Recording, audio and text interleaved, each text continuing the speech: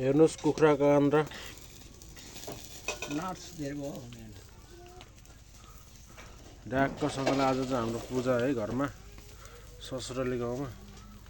खतरा पूजा हेर्नु कुखुराको बेजोड प्रस्तुति भइरहेछ यहाँ जिन्दगीमा मेरो माइला सालोले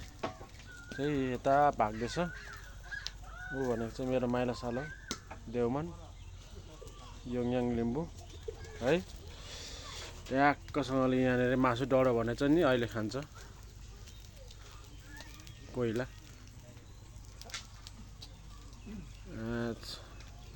मेरो सालोले पनि खतरा छ जिन्दगी सालो केटाहरू ल मस्ती छ ल ठिक छ ल हेर्नुहोस् त सेक्वा मुखबाट पानी निक्लिसक्यो